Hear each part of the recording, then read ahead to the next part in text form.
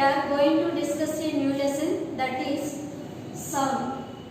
Throughout the day, we are constantly exposed to different kinds of sounds. People talk, birds chirping, cries of animals, sounds of motorbikes, autos, cars, buses, etc. Sound is an integral part in our life. Sound is an unavoidable. Unavoidable means we cannot escaping from a sound. It plays an important role in our life, especially for communication purpose. Almost sound is omnipresent. Omni means it is present in everywhere. So in this lesson, especially we have to discuss about three important concepts. The first concept is how do objects produce sound, or how sounds are produced. Second one, are sound travel from one place to another place. Third one, are you able to hear the all kind of sounds in nature? So let us discuss about the first concept. Take a brass bell. Brass bell that should be used in a puja room or in schools. So take a brass bell, ring the bell, listen the sound carefully. Now hold the ringing bell tightly with the hand.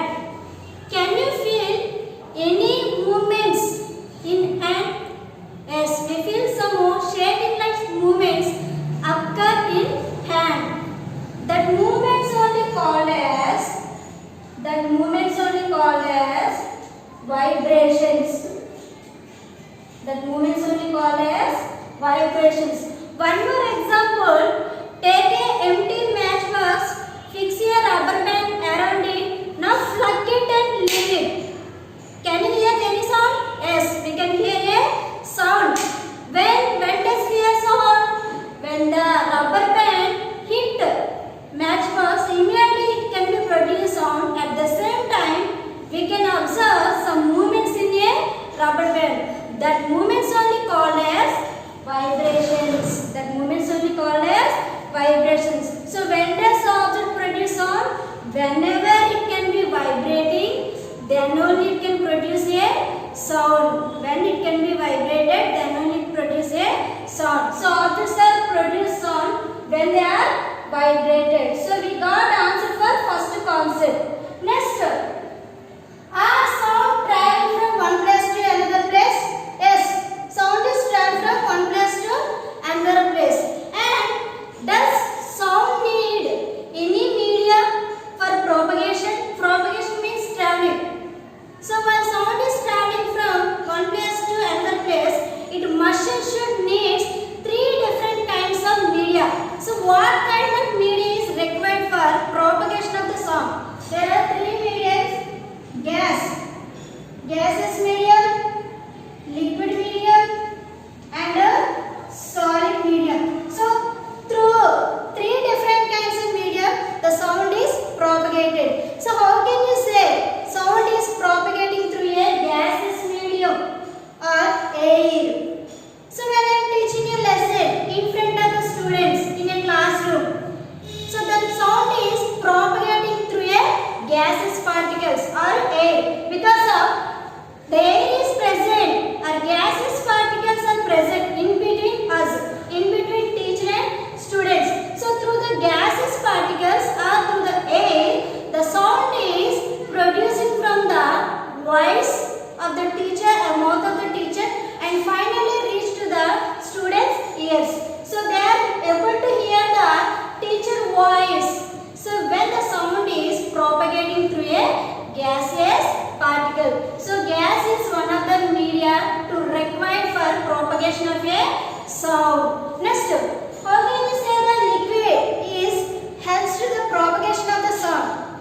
If you take a two stones, strike the two stones in the presence of bucket of water. Can you hear the sound? Yes, we can hear the sound from a water because of here water is one of a liquid. So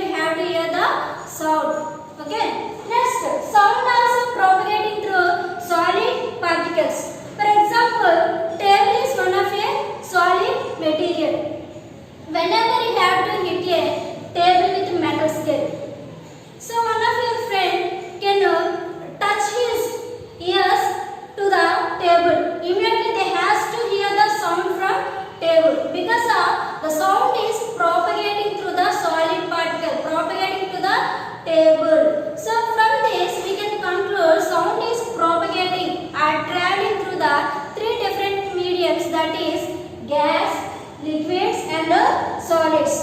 So when the sound is propagating through the any of the media, it can need some energy. It can need some energy. So sound has energy. Sound has energy. Then only it can able to propagating through any of the media. How can we say the sound has energy? So do the one activity. First of all, take a empty plastic bottle. Cut its upper portion. Now the plastic bottle looks like a plastic tumbler. It looks like a plastic tumbler. Now take one cell phone. Play some music on the cell phone. Now this cell phone can be placed in a plastic tumbler. So immediately we have to hear the loud music from the mobile. Now cover this plastic tumbler with the balloon. Cover the plastic tumbler with the balloon. Fix rubber band for tightness. Okay. Now we should place some sugar or sand particles on a balloon. Did you understand? First of all, take a plastic tumbler and take a mobile phone. Play some music on the mobile phone and place it in a plastic tumbler and close the plastic tumbler with the balloon. Place some sugar or sand particles on the balloon. So can you observe, is there any difference in the volume of the sound? The volume of the sound from the phone can be decreased. Why the volume of the sound decreased? Because of the plastic tumbler was closed by or covered by the balloon. Immediately the volume of the sound was decreased. Okay. At the same time, we observe there is some movements in a sugar sand particles. Sugar sand particles. What makes movements in a sugar sand? What makes movements in a sugar sand? Because of there is a vibrations in a balloon. There is a vibrations in a balloon. Those only can make the movement in a sand or sugar. But how balloon getting vibrations? The balloon getting vibrations from a mobile. Okay, balloon getting vibrations from a mobile. Because of mobile producing the sound music. So sound is travel in the form of vibrations. Sound is travel in the form of vibrations. That vibrations are received by balloon. Okay, so automatically we observe the movements or vibrations in a sand or sugar. Here we can conclude the sound is travel in the form of vibrations. At the same time, it having the energy. That energy is travel from the mobile to plastic tumbler to balloon, balloon to sugar sand particles. So that's why we have to conclude sound has a energy. Did you understand, children? Next, coming to how human beings are produce sound. How human beings are produce sound. You know, in the human beings, especially vocal cords are produce sound in human beings. So where the vocal cords are located in human body, especially vocal cords are located in voice box. Vocal cords are located in voice box. Understand? So see the structure of vocal cords. This is actually voice box. In that there are the two muscular ligaments across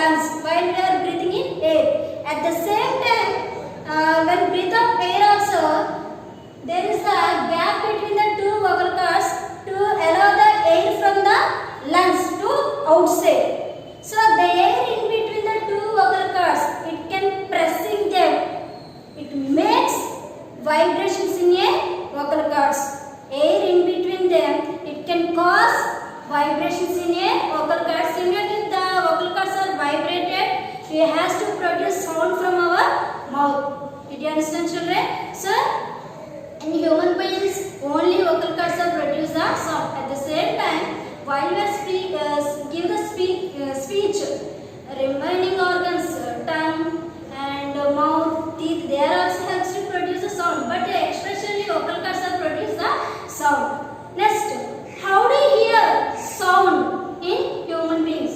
We should hear the sound by using our ears. Let us see the structure and functioning of eardrum.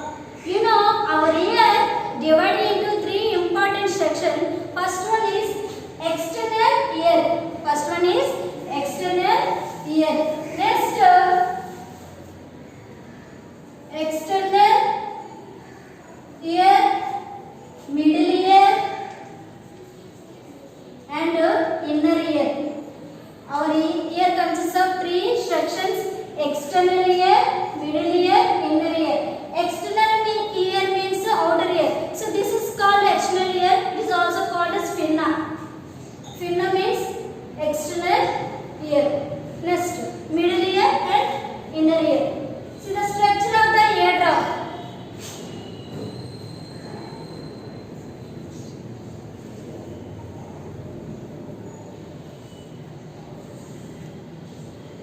This is a pinna, external ear. So this is only first receive the sound from source in the form of vibrations. So pinna receives the vibrations from source. Now this pinna can transmit the sound through the ear canal. This is a ear canal. So vibrations are passed through the ear canal in the form of vibrations. These vibrations are directly strike the eardrum. Eardrum. Vibrations are directly strike a eardrum. Now, this eardrum transmit the vibrations to middle ear. The middle ear consists of three bones. One is malleus, second one incus, third one stapes. Do you know stapes is the very smallest bone in the human body? So when the vibrations are reached to the middle ear from eardrum, so from one bone to another bone, the vibrations are transmitted. Malleus to incus to stapes, the vibrations are reached. From the stapes, the vibrations are transmitted to cochlea. Vibrations are transmitted to cochlea. Actually, cochlea belongs to the inner ear. Cochlea belongs to inner ear. Actually, it consists of one kind of fluid. Cochlea consists fluid. So this fluid can transmit the vibrations in the form of electric signals to nerves. Cochlea transmit the vibrations in the form of electric signals to nerves. Now this nervous system, nerves, can pass the vibrations to brain. Immediately our brain can be recognize the source of sound. Did you understand, children, structure of the eardrum? Ear consists of three parts: external ear, middle ear and inner ear. First, external ear, pinna can receive the vibrations from the source of sound.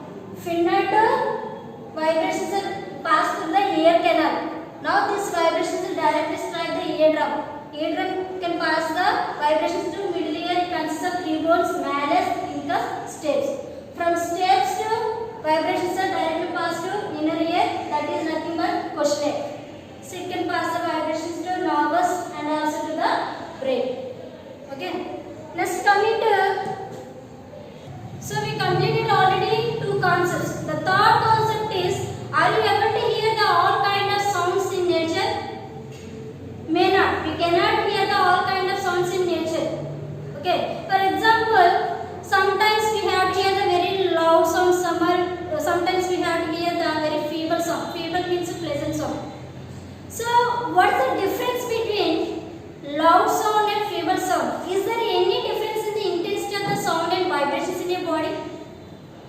Intensity of the sound and vibrations in your body. So let us discuss difference between the relationship between the intensity of the sound and vibrations in your body. Why some sounds are loud? Why some sounds are feeble? Let us discuss. So it is actually lab activity in this lesson. Take a table. Take 30 centimeters long hexabladed metal scale, iron scale. So out of 30, 10 centimeter portion of the scale, keep it on a table. 10 centimeters. 20 centimeters rest in air. Okay. Now keep heavy weight brick on 10 centimeters portion of the scale only, or blade. You can understand? First take a table, take 30 centimeters hexabladed metal scale, 10 centimeter only, keep it on your table, remaining 20 centimeters in the air. Next keep the brick on 10 centimeters scale. Now what we have to do? We have to vibrate the scale with little force, with a very small force, very gently we have to vibrate the scale. Now observe the intensity of the sound. Hear the production of the sound and count the vibrations in the scale also. Observe the vibrations in the scale and listen the sound from the scale also. Next, again vibrate the scale with greater force. First time we have to apply very little force. In second time we apply the very greater force. Very forcefully we have hit a scale. Immediately observe the vibrations in the scale and listen the sound from the scale also. Is there any difference in the first case and second case? Yes. There is a difference in first case and second case also. The intensity of the sound is different. So in which case scale or blade produce a loud sound. In the second case, whenever you apply the greater force, then it can produce a lot of sound. Okay, so the intensity of the sound was increased. The volume of the sound was increased. So in the first case, the production of the sound or intensity of the sound is very low or small because of due to applying the force. In the first case, you are applying very little force. So that's why we have to conclude there is the relationship between vibrations in your body and intensity of the sound. According to the vibrations in the scale, it can produce either loud or either feeble sound. Okay, did you understand, children? Okay, children. Next, one more lab activity discussed in this lesson. Identify pitch. Pitch means quality of the sound or quality of the voice.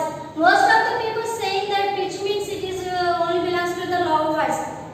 If you are comparing the lion roar and mosquito roar, which one having a high pitch?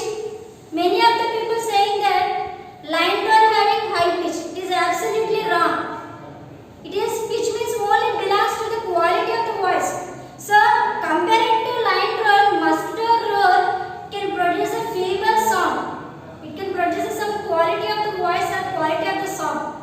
So let us identify the pitch in between the two scales or two blades. Same procedure. Take a table. Take two metal scales or hexagon blades with same measurements, 30 centimeters. Okay, first scale same. Out of 30, 10 centimeters on the table, 20 centimeters in the air.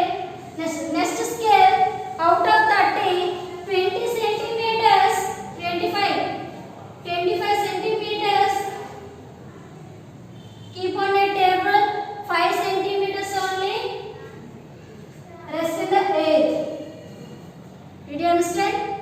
Now, take it two scales with the same measurements, 30 centimeters and 30 centimeters. So out of 30, 10 centimeters portion only keep it on the table, 20 centimeters rest in air. Next, second scale,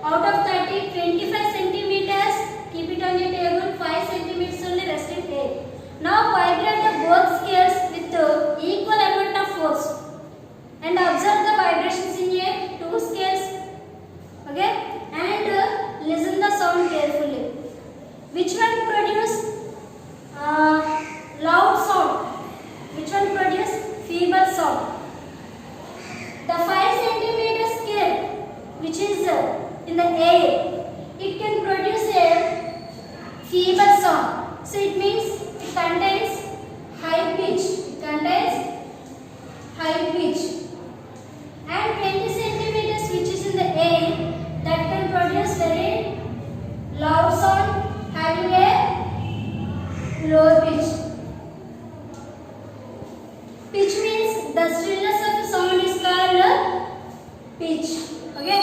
The number of vibrations per second. The number of vibrations per second is called frequency. The number of vibrations per second is called frequency. Here we should learn the two important terms. One is actually frequency, the number of vibrations per second. Second one is displacement or amplitude. Amplitude. What does mean by amplitude?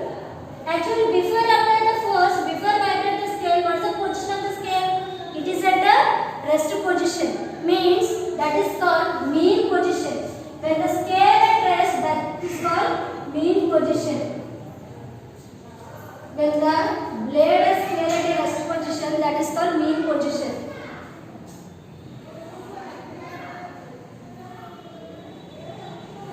This is a mean position because before vibrate the scale, position of the scale is rest. So this is a mean position. So before apply the force on the scale, what is the position of the scale? It is at a rest. So OA is mean position. Next, whenever apply the force on the scale, it starts to vibrate. It can move down and going up. Okay. At the same time, the maximum displacement of vibrating body. The maximum displacement of vibrating body is called amplitude. From OA to OB and OC. So this is called a amplitude. Did you understand? So the number of vibrations per second is called frequency. Next, coming to sound pollution. Before that, actually, sound is expressed in the terms of decibel. Decibel. The silence indicates 0 decibels. 0 means the value of 0 indicates there is no sound, there is no production of the sound. Silence. Next, normal conversation 60 decibels. Next, car horn 120 decibels. Car horn. Jet engine or crackers sounds contains 140 decibels. So what is called by sound pollution?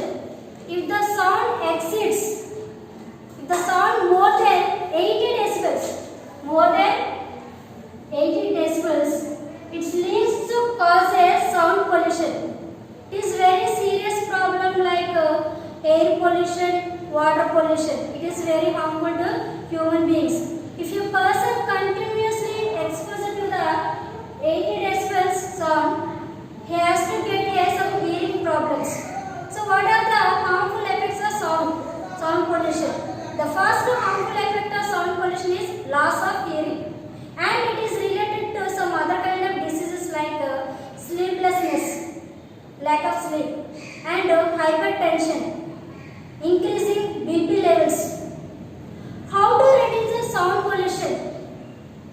We have different kinds of methods to reduce the sound pollution. First one is planting trees to produce a sound, and while we are manufacturing the machines, we have to use some lesser noise. So manufacturing the machines with the lesser noise, and attaching a silencers to bikes, and use a low volume of the TVs and loudspeakers. So these are the methods we have to follow to reduce the sound pollution, and we have some slogans on the reducing of the sound pollution. Keep the noise down, otherwise noise keep you down. And silence is the best way to produce the sound. So these are the slogans to reduce the sound pollution. I hope